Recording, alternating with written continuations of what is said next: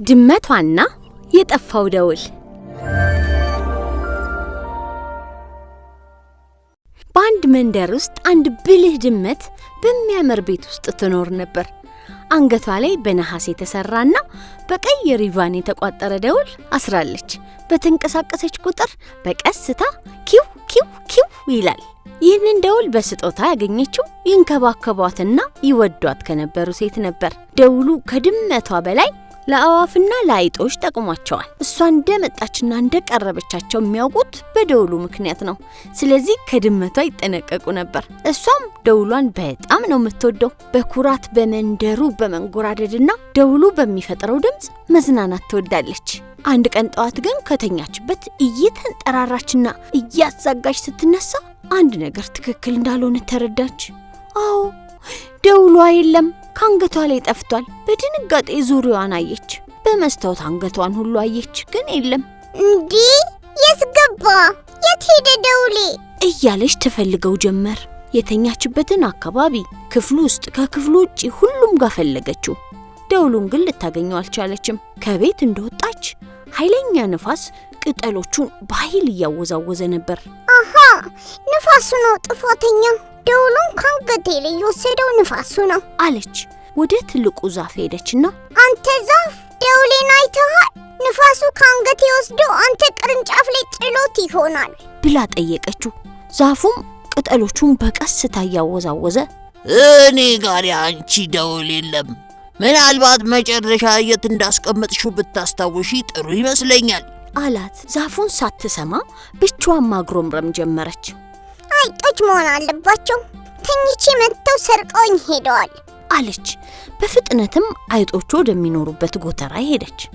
እናንተ አይጦች ደውሌን መልሱልኝ፣ መውሰዳችሁን አውቃለሁ አለቻቸው።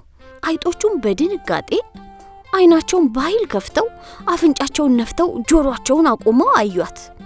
ድመት፣ እኛ ያንቺን ደውል አልወሰድንም፣ ምናልባት ራስሽ ትሆኛለሽ የጣልሽው አሏት። እሷም ተበሳጭታ እንዴ የራሴን ደውል እንዴት ራሴው ጥዬ እፈልጋለሁ? የሆነ አካል ከአንገቴ ላይ ወስዶ ነው የሚሆነው አለች። ከዚያም በመንደሩ ያሉ ሁሉንም እየሄደች ደውሏ እንዲመልሱላት ጠየቀች። ወፎችን፣ ጫጩቶችን፣ ወንዙን እንኳን ሳይቀር በደውሉ መጥፋት ተጠያቂ አድርጋለች። አንዳቸውም ግን ደውሏን እንዳላዩ ነግረዋታል። በኋላ ላይ ድመቷ ተስፋ በመቁረጥ ከወንዙ ዳር ተቀመጠች። አዝናና ደክሟትም ነበር። ትንሽ እንደተረጋጋች ከወንዙ አጠገብ ያለ ሳር ላይ የሚያብረቀርቅ ነገር ተመለከተች። ፈጠን ብላ ሄዳ ስታየው የራሷ ደውል ነበር።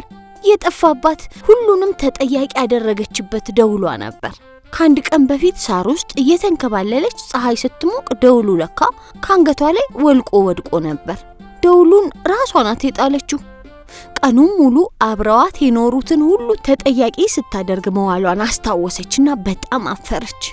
ወደ ጎተራው ሄዳ አይጦቹን ይቅርታ አድርጉልኝ፣ ሁላችሁንም ደውሌን ወስዳችኋል ብዬ ተጠያቂ አድርጌያችኋለሁ፣ የራሴ ጥፋት ሆኖ አግኝቼዋለሁ አለቻቸው በሀፍረት ተሞልታ። ችግር የለም ድመት፣ ሌላ ቀን ግን በሌላው ላይ እጅሽን ከመጠቆምሽ በፊት ራስሽን ጠይቂ አሏት። ሌሎቹንም እየዞረች ይቅርታ ጠየቀቻቸው። በመጨረሻ ደስ አላት።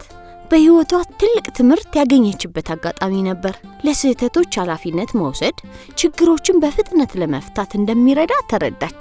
ከዚያን ቀን በኋላ ድመት አንድ ዕቃ ሲጠፋባት ቀድማ ሌሎችን ተጠያቂ ማድረግ ተወች። ተረጋግታ በደንብ ካሰበች በኋላ ራሷ ፍለጋ ትጀምራለች። እርዳታ የሚያስፈልጋት ከሆነ ሌሎችን ትጠይቃለች። ሌሎችን መወንጀል ችግሮችን አይፈታም። ኃላፊነት መውሰድ በፍጥነት መፍትሄ እንድናገኝ ይረዳናል። ሚስጥሮችን ለመፍታት ትዕግስትና ጥንቃቄ የተሞላበት አስተሳሰብ አስፈላጊ ናቸው። የኢትዮጵያ ልጆች ቴሌቪዥን